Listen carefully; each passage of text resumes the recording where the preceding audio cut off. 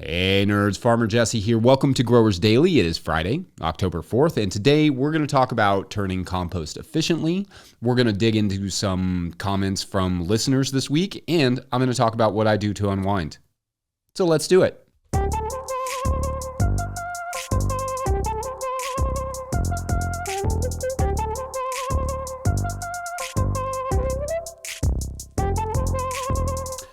Okay, so it has been a solid first week of Growers Daily. Obviously, I am still getting the hang of this new content format, but it's been a challenging new experience, and I'm able to touch on a wide range of topics, and hopefully that has been as fun for you as it has been for me. I'm feeling great about it. Soon we will start having some special guest hosts, probably by next week, but I'm taking my time with that while I get the hang of this whole daily podcasting thing. Today, I thought I would get some listener feedback from the entire week on a variety of topics that I discussed, and maybe make that a Friday tradition, or maybe not.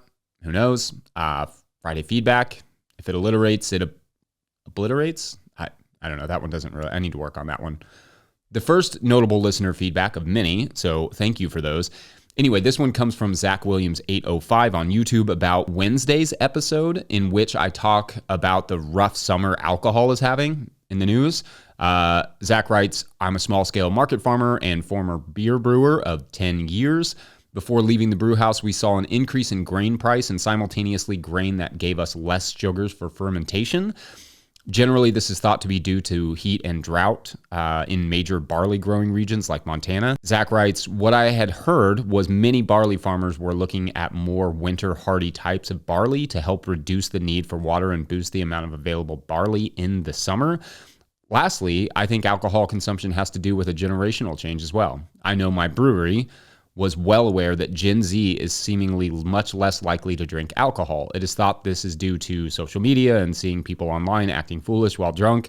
Off my soapbox. Thanks for all you do. Love the new podcast. Thanks, Zach. And interesting perspective on Gen Z. Digging around a bit more, I found this in a Forbes magazine article titled Heavy Drinking Young Adults Are Cutting Back. Study suggests here's how the alcohol industry is still cashing in by Ariana Johnson.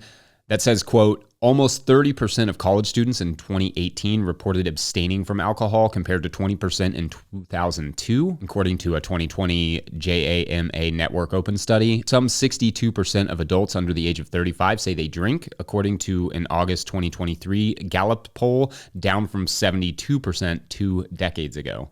Now, a 10% drop in 20 years feels pretty significant, and there is some evidence that younger generations generally have been drinking less than the generation before them. Like millennials are drinking less than Gen Xers are drinking less than boomers, etc. But generations are not monoliths, so it's hard to extract a great perspective that way. We do know alcohol consumption is trending downward overall, though, which is a big deal. I'd be curious to know more about the barley stuff too. So that's why I kind of left that part in there, because the climate and seed choices have fascinating effects downstream. Anyway, I thought that was fascinating. Okay, I had mentioned earlier this week that a commenter had wanted me to put sections in the video so that they could skip to the relevant stuff, and I implored listeners to consider that any information, especially as it pertains to disasters, could one day be relevant. This one from @Danny'sFarm on YouTube is in response to my comments. They write, greetings from southwestern Ukraine. Thanks for making this daily. I download the next morning and start my day. The comment you received about relevance struck a chord with me. Being a small-scale farm in a war, it is easy to connect with flood victims. That, plus I am originally from the South, roll tide. I have friends and family recovering from the hurricane, including friends in Asheville. When people are in trouble or suffering, we should be able to relate. Peace. Here, Danny's Farm, and much love to our farming community in Ukraine. I can only imagine the challenges you all are facing.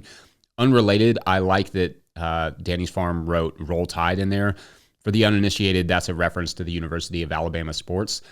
Here in the South, collegiate sports are a significant enough part of our culture that when someone says something like roll tide, you know something significant about that person. So, go Cats. Also, speaking of disaster preparedness, I got this message from Pat Davis on Patreon that says we are members of a volunteer group that works for the local sheriff office in Marion County, Florida. We use ham radios to keep law enforcement and emergency personnel in touch when all other communications fail. We have a group who mans the hospitals, hurricane shelters, EOC, etc. Having a radio to stay in touch is reassuring in difficult times like this. I think farmers should have a ham radio to call for help and keep informed. It works off battery and antenna. Then Pat recommends a person I should interview. And if it works out, I may do that. I know nothing about ham radios, but it does sound like a nice tool to have around just in case. Huge shout out to Pat for that and for their support at patreon.com/no-till-growers. On Monday, I wrote about how certifying your farm organically in the very first year works, like how that's possible. And B Noble on YouTube wrote, has anyone from the state ever attempted to verify your claim of organic farming certification? If so, what did the state representative do to prove authentication of the soil and practice? Other than verbally, does the state take soil/veg samples or food tests post-production? And the answer is that, to the best of my knowledge, they have not tried to verify the two farms that I moved on to, and I'm honestly not sure how they would do that or what it would look like exactly. They do take samples from our farm every other year or so in the form of garlic, usually because I guess that crop is easier to test or something, or maybe it's just storage crops in general are easier to test. Then they will have it tested for chemicals and send it back to us. If the sampled produce contains a certain level of some prohibited substance, they would presumably suspend my certification or something. Though if there are any certifiers out there who want to fill in some of those details of like how that works on the back end, feel free to hit me up. Another listener comment is from Carolyn Finja79, who writes, I quit podcasts for the summer. I love them. I learned so much, I think, but they also contribute to my freeze response at times. I'm in the middle of a catastrophe, as usual, and then I get inundated with how someone's doing it flawlessly. This show is what I needed, a finger on the pulse of the day. My heart is breaking for the farmers and anyone enduring the fallout of Helene. And though it might be an unexpected way to intro a new show, I think you've handled it with grace and tapped directly into a vein that we all can relate to / fear the time we will relate to it. Best of luck. Thank you. The first part of that comment makes me think of that quote, comparison is the thief of joy. That effectively, seeing what someone else is doing doesn't always inspire us. Sometimes it has the opposite effect, taking away from what we are doing or like what we're proud of. I assure you, my farm has weeds. We get pest damage. We have lots of failures. Know that every farm does, and you're doing great. I want this show to show the good, bad, and ugly of this business because it is almost always all three, often all at once. We live in a very curated world in terms of our social media. Let's uncurate it a little bit, which I don't think is a word, but the beauty of English is that you can wordify anything, including the word wordify. Anyway, let's uncurate or decurate a little bit with this show. Hence, Messy Mondays. Yesterday, I wrote about slowly layering in knowledge to train employees, similar to how a soccer coach would do it to teach the game of soccer.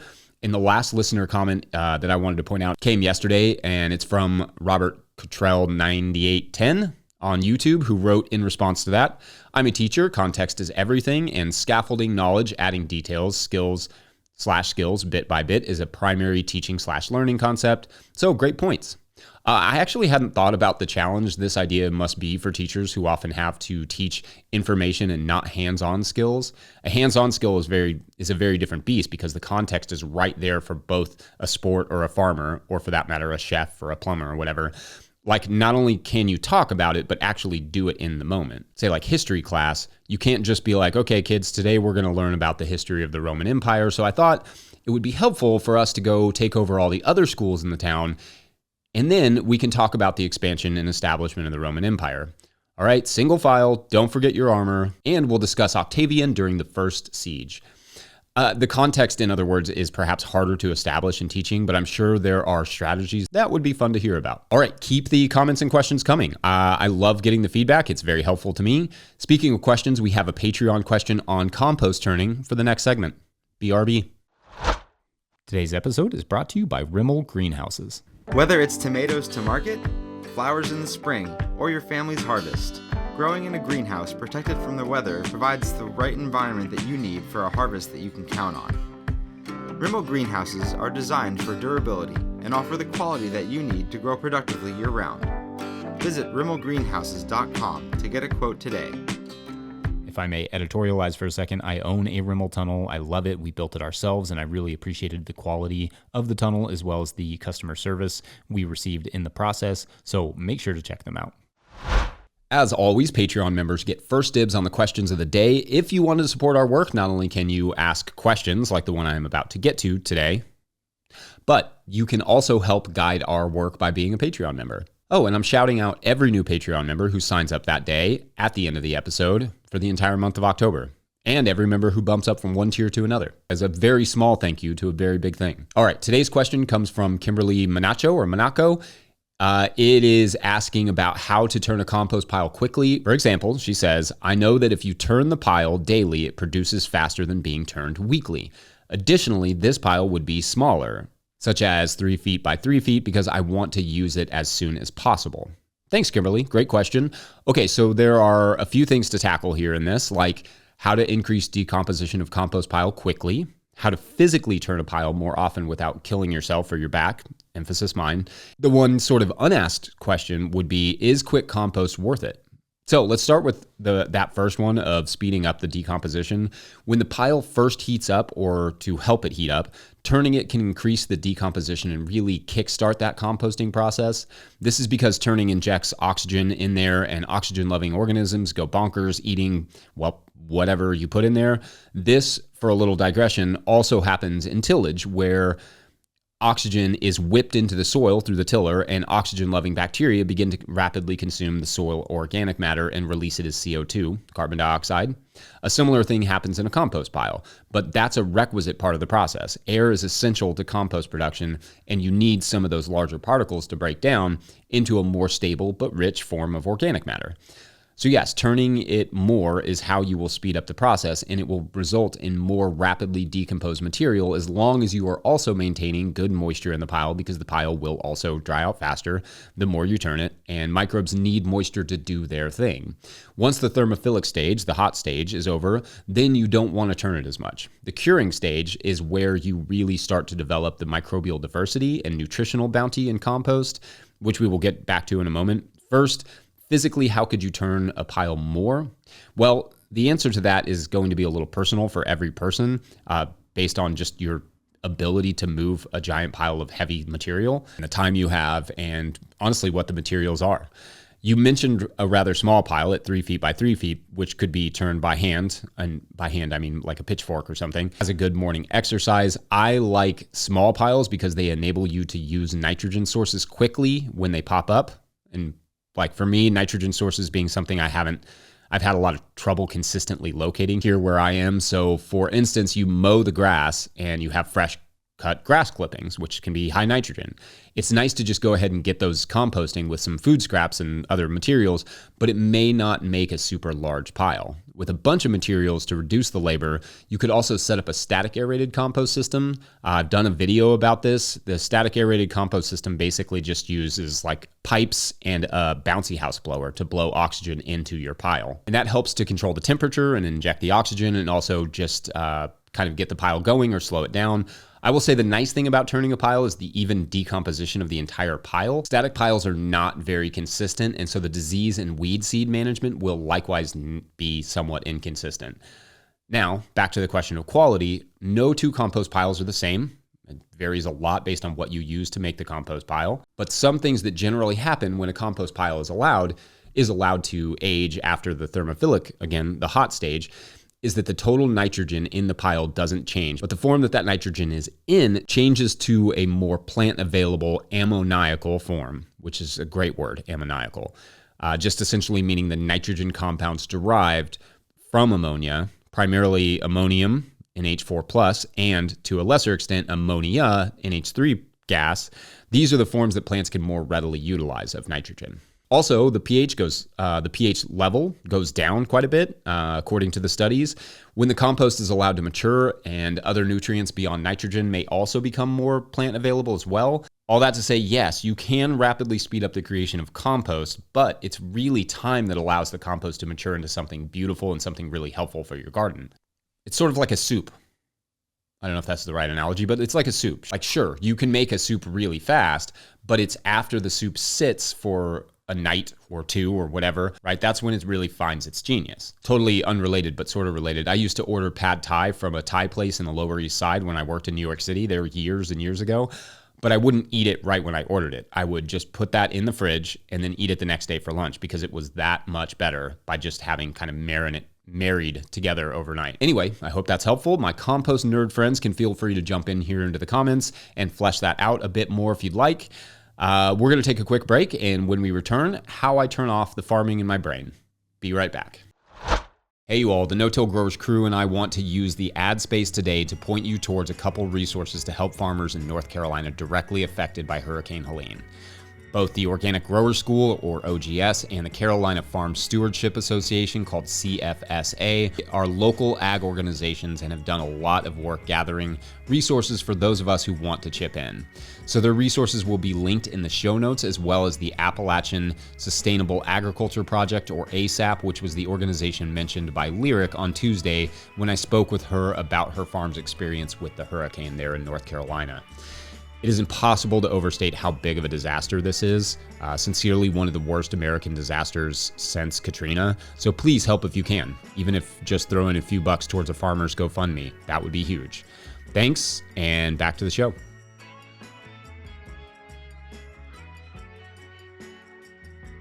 All right, listen, as evidenced by yesterday's episode, one thing that is going to come up time and again on this show is sports, and more specifically soccer. This is for a few reasons. One, as I talked about yesterday, I coach soccer and have my United States Soccer Federation D coaching license, and I find that there are a striking number of parallels between soccer coaching and running a farm that I believe will prove to be helpful, insightful, or at least fun for me to analogize. Two, soccer, unlike basically every other sport, is year-round. There is always soccer on, every week, somewhere in the world, in one form or another. So there are no shortage of storylines to mention that may be relevant in some way to farming, at least at a squint. And three, I think many personality types, or at least those that are steeped as heavily in farming as I am, where I spend at least 10 hours a day either farming or talking about farming, and need an escape. And for me, soccer is that escape. This sport, both watching and coaching it, is a big part of my anti-burnout strategy, because while I am doing one of those two things, I can completely turn off Farmer Jesse. I also think soccer is uniquely fitted for this job of turning off your brain to anything else. For starters, in my opinion, it's the best sport for this because it's the most active, but it's also just the best sport to watch objectively. Let me explain. Soccer is a 45-minute first half, then a 15-minute halftime, followed by a 45-minute second half, plus some stoppage time. Basically, a game is almost always around 2 hours long, give or take a few minutes, but rarely does it ask for more of your life than that, unless it's a tournament game. There are also no commercial breaks, save for halftime. By contrast, American football, that's the one where they don't really use their feet very much. Anyway, American football is 18 minutes of total action and 20 commercial breaks. That's real. There are literally 18 minutes of actual gameplay and 45 minutes of commercials in a professional American football game. And the game itself lasts 3.25 hours on average. Plus, if you made every touchdown and extra kick 1 point instead of 7, the scores would basically be the same as a soccer game.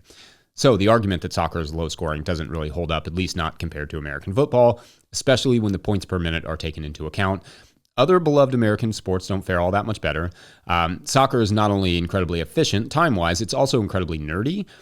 Obviously, any sport can be nerdified quite a bit. Baseball is arguably the nerdiest of all sports, if I'm being fair, but the balance between soccer tactics coming from the coaching staff and the fact that the majority of the decision-making is in the hands of the players, who are often too far away from their coaches to hear them, makes it wildly interesting to me. It also makes it a bit like farming, where you and your crew are not necessarily anywhere near each other, and their own decision-making plus your training have to be relied upon. There's a reason they call soccer the beautiful game as well. It's incredibly elegant to watch. I mean, seriously, just watch a handful of Messi highlights and you'll understand. So because I do occasionally want to analogize soccer to farming, and because sports have played an oversized role in my life that, for reasons I will explain later on, I'm going to try to encourage those of you who love sports, need a way to turn off your brain, but do not already love soccer, to start getting into it a bit by bit, giving you the occasional team to follow. This week, that team is racing Louisville from the National Women's Soccer League, or NWSL, who I hear is the official NWSL team of No-Till Market Gardeners. I don't know who said that. It's just a rumor I heard, but it definitely sounds accurate.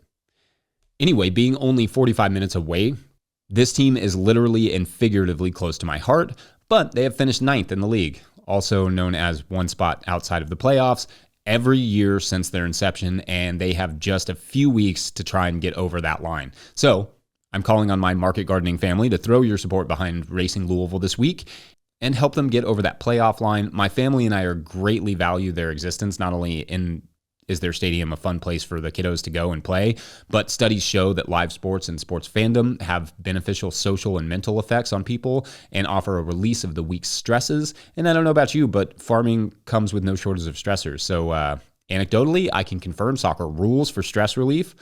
Could soccer be more ecologically, environmentally sustainable? Absolutely. But so too could farming, almost across the board. Also, that's why soccer needs us. Because of all the sports, it's the one that at least pretends to care about these things. So anyway, go soccer and tune into Racing Louisville or whoever your local soccer team is, but preferably Racing Louisville, and get on the level. Plus, soccer clubs and stadiums could be a good outlet for local mocktails. Just saying.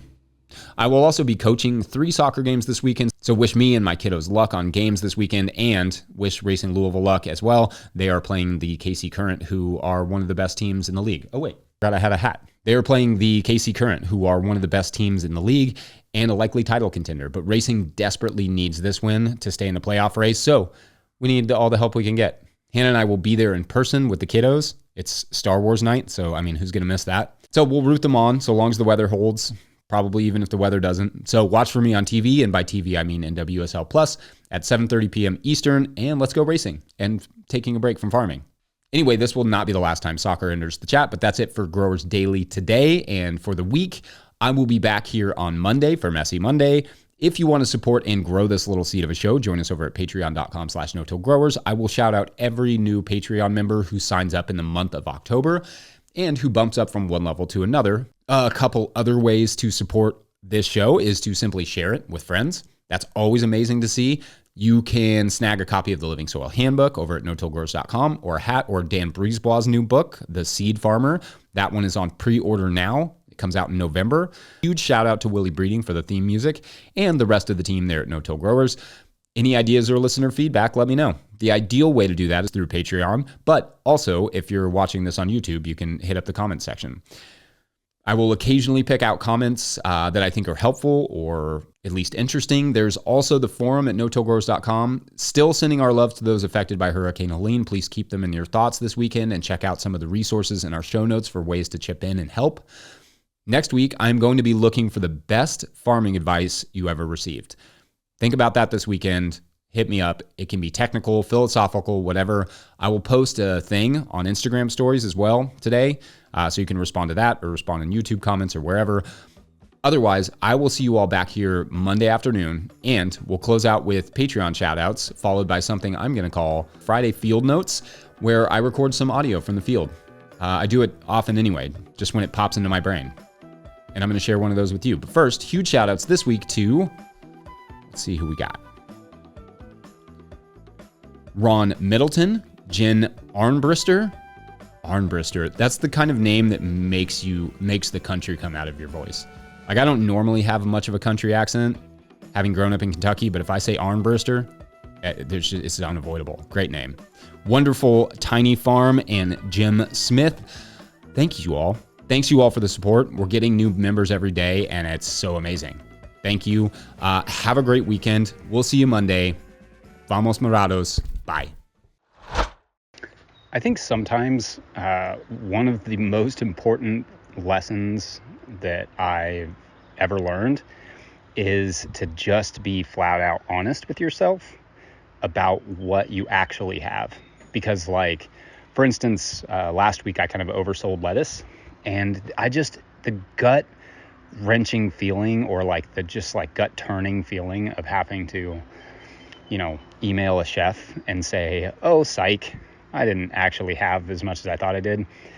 It's just awful. It doesn't feel good, and you feel like you're not doing a good job. And I've been at this for a long time, and I should be able to forecast pretty well. But some weeks, like, stuff just doesn't size up the way I think it's going to, or something else goes wrong, or I just completely overestimate, or I don't go out and look at it, or whatever happens. And I just realized, like, you have to be honest with yourself. You have to not be overly optimistic about what you have, and you have to look at it before you send out your fresh sheets. So, Jesse, if you're listening, those would probably all be good ideas. You're welcome.